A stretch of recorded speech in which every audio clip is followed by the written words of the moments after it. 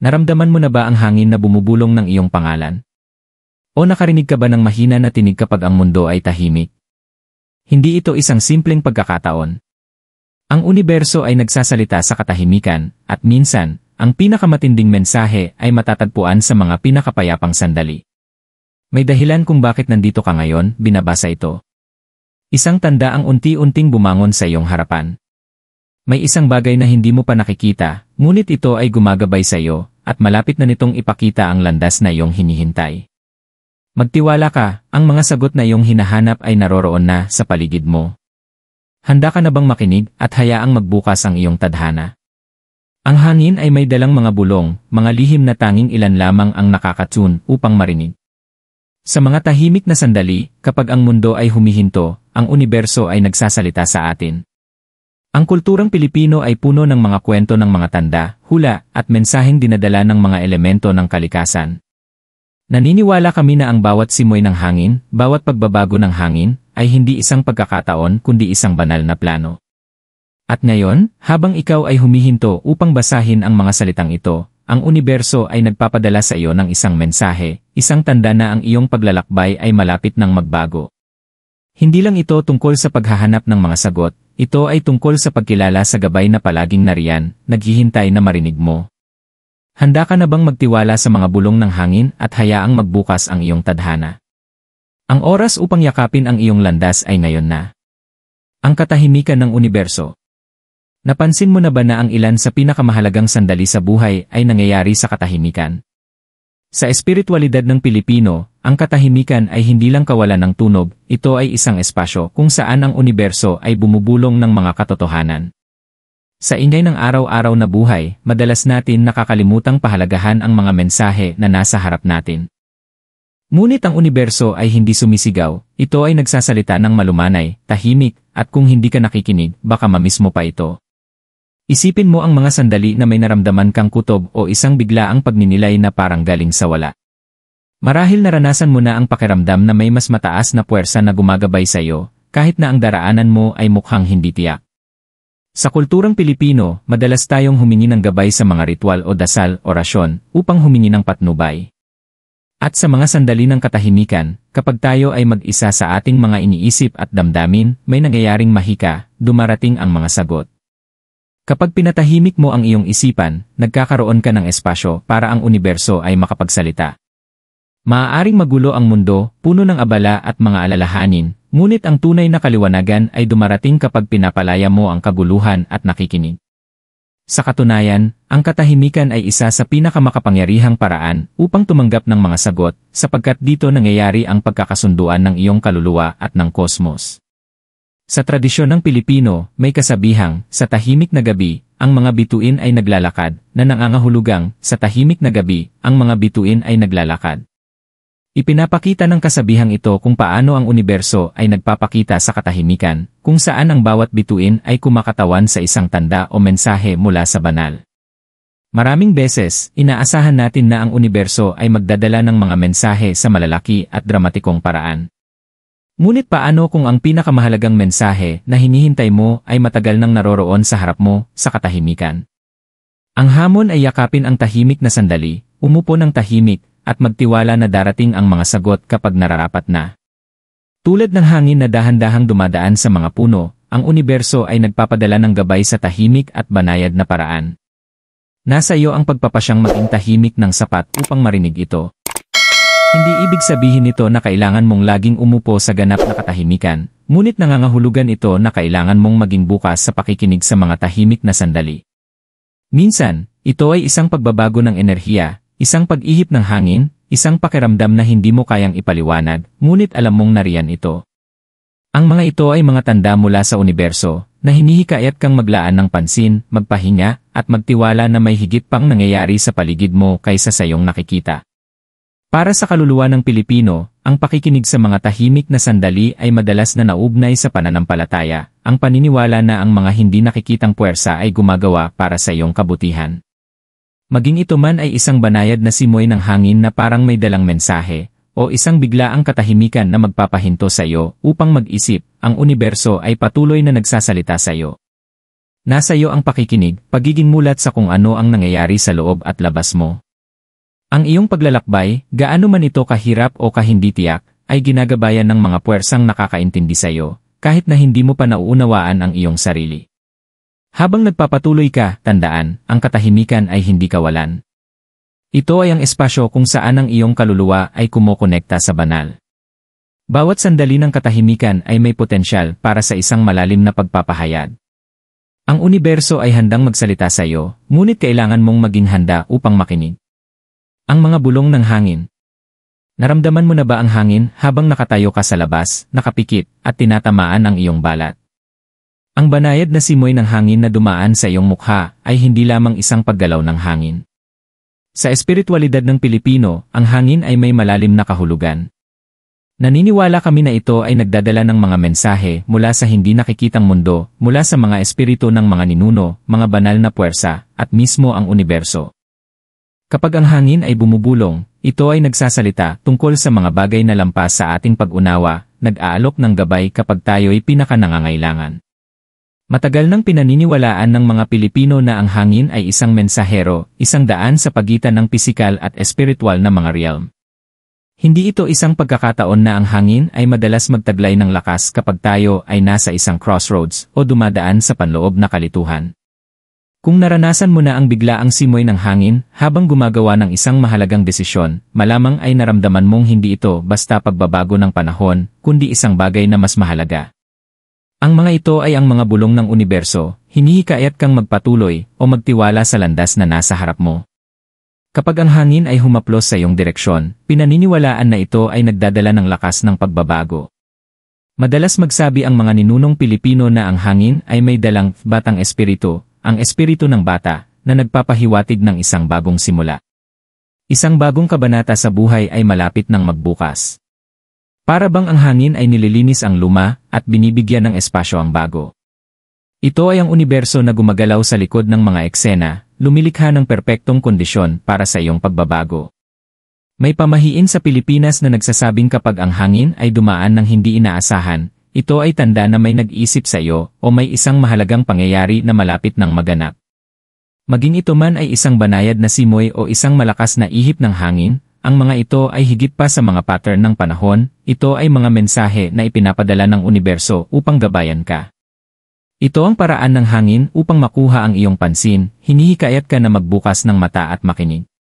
Minsan, ang mga bulong na ito ang kailangan natin upang maalala na hindi tayo nag-iisa sa ating paglalakbay.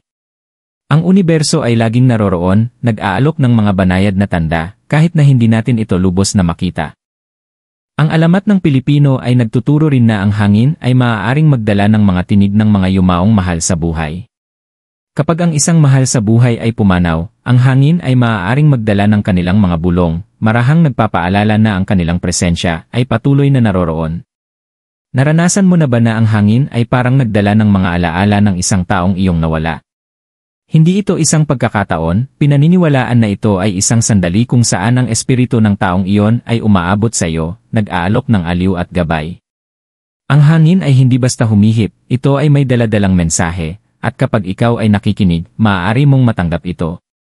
Ngunit bukod sa personal na koneksyon, ang hangin ay isang simbolo ng mas mataas na universo na gumagalaw. Ito ay paalala na tayo ay bahagi ng isang mas malaking bagay kaysa sa ating sarili. Tulad ng paggalaw ng hangin sa buong mundo, ang mga puwersa ng universo ay patuloy na gumagalaw, humuhubog, at gumagabay sa ating mga landas. Bawat pagbabago ng hangin ay parang isang maliit na kosmikong pagsasaayos, pinapalapit tayo sa lugar kung saan tayo dapat naroroon. Para bang ang universo ay pinapino ang enerhiya sa paligid natin, inaaalin ang mga elemento upang gabayan tayo patungo sa ating tunay na layunin. Ang bulong ng hangin ay nagsasalita rin tungkol sa pagbabago. Sa kulturang Pilipino, nauunawaan natin na ang pagbabago ay isang tuloy-tuloy at hindi maiiwasang bagay, tulad ng hangin na patuloy na dumadaloy. Ngunit hindi tulad ng takot na dulot ng pagbabago, tinuturuan tayo ng hangin na yakapin ang pagbabago. Tulad ng mga puno na sumasayaw sa hangin, tayo rin ay dapat maging flexible at handang mag-adjust sa mga pagbabago na dumarating. Ang universo ay nagsasabi sa iyo na ang pagbabago ay malapit nang mangyari at oras na upang maghanda para sa susunod na kabanata ng iyong buhay. Kapag naramdaman mong humaplos ang hangin sa iyo, maglaan ng sandali upang makinig. Ang mensahe ay maaaring hindi malakas o maliwanag, ngunit naroroon ito. Ang universo ay bumubulong, gumagabay sa iyo, at ipinapakita ang tamang landas. Magtiwala na ang mga bulong ng hangin ay hindi random, kundi bahagi ng banal na plano. Bawat hangin ay paalala na hindi ka nag-iisa. Ang hangin ay iyong kaalyado, laging naroroon upang gabayan ka kapag pinili mong makinig. Yakapin ang katahimikan. Sa mabilis na takbo ng mundo, madali nating malimutan ang mga tahimik na sandali. Ngunit sa kulturang Pilipino, ang katahimikan ay kadalasang itinuturing na sagrado. Hindi ito basta kawalan ng tunog, kundi isang makapangyarihang espasyo kung saan tayo ay tinatawag upang magmuni-muni, makinig, at itaguyod ang ating sarili sa mga banal na puwersa sa ating paligid. Ang universo ay nagsasalita sa atin sa mga tahimik na interval na ito, mga sandali kung saan humihinto ang lahat at ang ingay ng mundo ay nawawala. At sa mga tahimik na espasyong ito, doon natin matatagpuan ang mga sagot na ating hinahanap. Ang katahimikan ay hindi lamang tungkol sa pagiging tahimik sa pisikal na paraan, ito ay tungkol sa pagiging tahimik sa loob upang marinig ang mga mensahe na nakatago sa ilalim ng ibabaw. Madalas na binibigyang diin sa mga tradisyon ng Pilipino ang kahalagahan ng paghinto sa buhay upang kumonekta sa hindi nakikitang mundo. Kapag ang isang tao ay dumaraan sa hindi tiyak na panahon o nasa isang crossroads, madalas na payo ay maglaan ng oras para mag-isip, magdasal, o kahit na mag-isa lamang. Sa katahimikan na ito, binubuksan natin ang ating sarili upang tanggapin ang karunungan ng universo. Sa katahimikan ng gabi, kapag ang lahat ay tahimik, doon maririnig ang mga pinakamalalim na insight. Isipin mo na naglalakad ka sa isang tahimik na landas sa ilalim ng liwanag ng buwan, ang malambot na kaluskos ng mga dahon ang tanging tunog. Dito ka tinatawag ng universo. Tulad ng isang tao na naririnig ang mga bulong ng kanilang puso, kapag nakapaligid ang katahimikan, ganoon din ang universo na nagbubukas ng mga plano para sa iyo sa mga sandali ng katahimikan. Ang konsepto ng kapalaran, ang tadhana sa kulturang Pilipino, ay malalim na kaugnay sa paniniwala na kailangan nating maging tahimik upang marinig ang tawag ng ating tunay na landas. Isang makapangyarihang paalala na hindi natin laging kailangang magmadali patungo sa mga sagot, minsan, kailangan nating maghintay na ipakita ng universo ang mga ito sa tamang panahon. Hindi ito isang aksidente na ang espiritualidad ng Pilipino ay madalas na naugnay sa katahimikan sa mga dasal, meditasyon, o ritual na nagpapalalim ng introspeksyon. Ang pagiging tahimik sa isip at espiritu ay lumilikha ng espasyo para dumaloy ang banal na gabay. Maging ito man ay sa oras ng dasal o habang isinasagawa ang orasyon, isang tradisyonal na dasal, ang mga sandali ng katahimikan ay nagpapahintulot sa puso na kumonekta sa mga mas mataas na enerhiya. Sa katahimikan, ang enerhiya ng universo ay nagkakasundo sa iyo, ipinapakita ang landas na tatahakin. Gayunpaman, ang pagyakap sa katahimikan ay maaaring maging mahirap. Sa isang mundo na patuloy na humihingi ng ating atensyon, mula sa trabaho, pamilya, at social media, madali tayong madistract. Ngunit, habang pinupuno natin ang ating buhay ng ingay, lalong nagiging mahirap pakinggan ang mga tahimik na mensahe na naroroon sa paligid natin. Binibigyang diin ng mga paniniwala ng Pilipino na sa pamamagitan ng pagyakap sa katahimikan, naaalig tayo sa mga natural na ritmo ng universo. Ang katahimikan ay nag-aanyaya ng kalinawan, kapayapaan, at espasyo upang magnilay-nilay sa ating tunay na mga hangarin. Ang paniniwala ng Pilipino sa babaylan, mga espiritual na manggagamot na gumagamit ng katahimikan, ritual, at enerhiya upang kumonekta sa mundo ng espiritu, ay nagpapakita na ang katahimikan ay hindi lang isang passive na proseso. Ito ay isang aktibong puwersa. Ang babaylan, sa pamamagitan ng kanilang katahimikan at koneksyon sa espiritual na mundo, ay kayang intindihin at ipaliwanag ang mga banal na mensahe na maaaring hindi makita ng iba. Sa parehong paraan, bawat isa sa atin ay may kakayahang maging sensitibo sa mga mensahe na ito sa pamamagitan ng ating sariling mga sandali ng katahimikan. Sa iyong buhay, ang mga sandali ng katahimikan at kapayapaan ay madalas kapag ang universo ay gumagalaw sa likod ng mga eksena upang lumikha ng isang bagong bagay para sa iyo. Sa mga paghinto na ito, ipinapakita ng buhay ang pinakamahalaga nitong mga biyaya. Ang mga sagot sa iyong mga tanong, ang kalinawan sa iyong landas, at ang enerhiya upang magpatuloy, naroroon ito, naghihintay sa iyo sa katahimikan. Madalas nating hinahangad na punuin ang bawat sandali ng aktibidad at ingay, naniniwala na kung mas malakas tayo, mas marami tayong ma-achieve. Ngunit paano kung kabaligtaran ito? Paano kung sa pagyakap sa katahimikan, makikita natin ang lakas na magpatuloy ng may higit na layunin? Ang kasabihang Pilipino na sa katahimikan, ang puso'y nakikinig, ay nagtuturo sa atin na kapag pinapahinto natin ang ingay, naririnig natin ang ating mga puso, ang universo, at ang katotohanan ng kung sino tayo. Maglaan ka ng sandali ngayon, saan ka man naroroon, upang yakapin ang katahimikan sa paligid mo. Maramdaman mo ang katahimikan sa loob mo. Alam mo na ang universo ay nakikipag-usap sa iyo, gumagabay sa iyo patungo sa kung saan ka dapat naroroon. Kapag niyakap mo ang katahimikan, binibigyan mo ng espasyo ang banal na puwersa na pumasok at ipakita ang kagandahan ng iyong landas. Habang naglalakad ka sa mga tahimik na bulong ng universo, ang banayad na hangin na nagdadala ng mga mensahe, at ang sagradong katahimikan na nag-aalok ng kalinawan, oras na upang magnilay-nilay kung ano ang kahulugan ng lahat ng ito para sa iyong paglalakbay. Itinuturo ng espiritualidad ng Pilipino na hindi tayo kailanman tunay na nag-iisa, palaging tayo ay nakapalibot sa banal na gabay mula sa ating mga ninuno, mga puwersa ng kalikasan, o ang universo mismo. Bawat tanda, bawat pagbabago ng enerhiya, at bawat tahimik na sandali ay bahagi ng isang mas malaking proseso na unti-unting bumubukas sa iyong harapan. Ngunit ang pinakamahalagang aral dito ay tiwala. Tiwala na ang universo ay may plano para sa iyo, kahit na hindi mo pa nakikita ang kabuuan ng larawan ngayon. Tiwala na ang hangin, ang katahimikan, ang mga bulong ay mga piraso ng palaisipan na nagdadala sa iyo sa iyong tunay na landas. Gaya ng kasabihang Pilipino, tadhana ay hindi makikita agad, ngunit mararamdaman sa puso, na nangangahulugang, ang tadhana ay hindi palaging makikita agad, ngunit nararamdaman ito sa puso. Patuloy na dadalhin ng buhay ang mga hamon at hindi tiyak na mga sandali, ngunit sa bawat tahimik na sandali, bawat tanda sa kalikasan, ikaw ay ginagabayan patungo sa iyong tadhana. Ang universo ay gumagalaw sa sariling oras nito, at ang kailangan mo lamang gawin ay manatiling bukas at makinig. Darating ang mga sagot, palagi itong darating sa tamang panahon. Kaya magtiwala sa proseso. Alamin na ikaw ay nasa tamang lugar, at ang lahat ng nangyari, at lahat ng mangyayari, ay gumagabay sa iyo patungo sa buhay na talagang para sa iyo. Ikaw ay bahagi ng isang mas malaking bagay kaysa sa iyong sarili, at ang universo ay laging naroroon sa iyong tabi, bumubulong ng mga lihim nito sa hangin. This translation retains the same mystical and reflective tone of the original while incorporating Filipino spirituality and beliefs. Pakikinig sa mga bulong ng universo. Naramdaman mo na ba ang biglaang simoy ng hangin, ang tahimik na katahimikan, o ang sandali ng kalinawan na parang gumagabay sa iyo? Ang mga ito ay ang mga bulong ng universo, nagsasalita sa iyong puso at kaluluwa.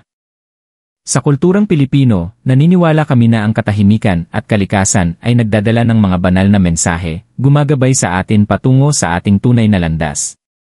Tulad ng hangin na nagdadala ng mga lihim mula sa mundo ng espiritu, ang universo ay patuloy na nagpapadala ng mga tanda, kahit sa pinakamatahimik na mga sandali. Kapag nakinig ka ng mabuti, kapag niyakap mo ang katahimikan, magsisimula mong marinig ang gabay na laging nariyan. Magtiwala sa proseso. Ang universo ay nagsasalita sa iyo sa pamamagitan ng hangin, ang katahimikan, at mga tanda sa paligid mo. Handa ka na bang makinig at yakapin ang tadhana na naghihintay sa iyo? #Divinigidance #tadhana #kapalaran #spiritual awakening #manifestation journey #trust the process. This translation maintains the same reflective and spiritual tone, blending Filipino beliefs with the essence of the original message. Sa puso ng Pilipinas, naniniwala kami na ang universo ay nagsasalita sa atin sa pamamagitan ng mga bulong, sa hangin, sa katahimikan, at sa mga tanda na nakapaligid sa atin.